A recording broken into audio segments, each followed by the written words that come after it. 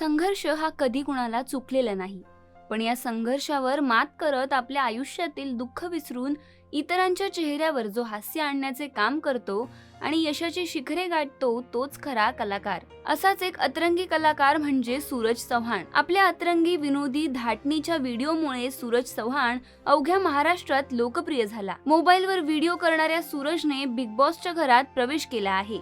आपल्या खास शैलीने व्हिडिओ करणारा सोशल मीडिया इन्फ्लुएन्सर सूरज चव्हाणच्या बिग बॉसच्या घरातील एंट्रीमुळे अनेकांना आश्चर्य वाटले. पण त्याचा इथपर्यंतचा हा प्रवास सोपा नव्हता. अनेक कठीण परिस्थितीवर मात करत तो इथपर्यंत पोहोचला आहे. बारामती तालुक्यातील मोडवे गावचा रहिवासी असलेल्या सूरज चव्हाणचे आयुष्य खूपच खडतर आहे. आई वडिलांचे छत्र हरपलेला हा मुलगा अवघ्या महाराष्ट्राला आपले आई वडील मानतो. आई वडील गेल्यानंतर त्याच्या बहिणीने त्याचा सांभाळ केला. आई वडील गेल्यानंतरच्या त्याच्या याच परिस्थितीबद्दल स्वतः सूरजने सांगितलं आहे.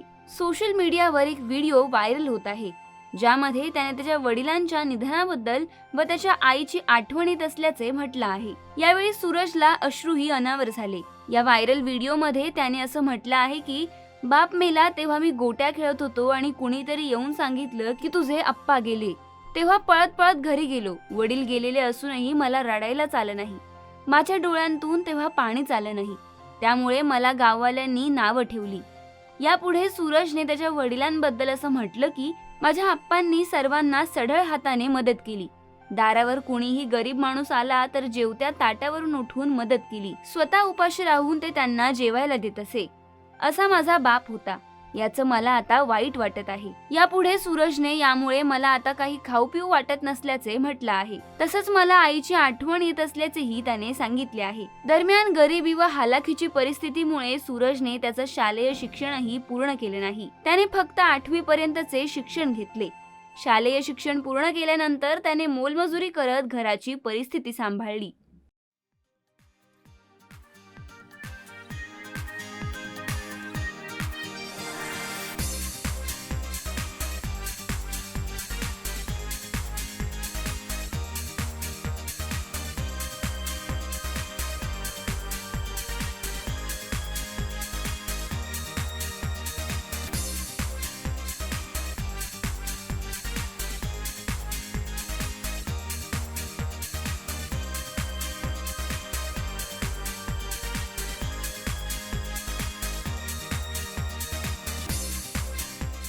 मराठी चित्रपटसृष्टीतील लेटेस्ट अपडेट्स आणि गॉसिपसाठी आमच्या चॅनेलला सबस्क्राईब करा आणि बेल ऐकन दाबायला विसरू नका.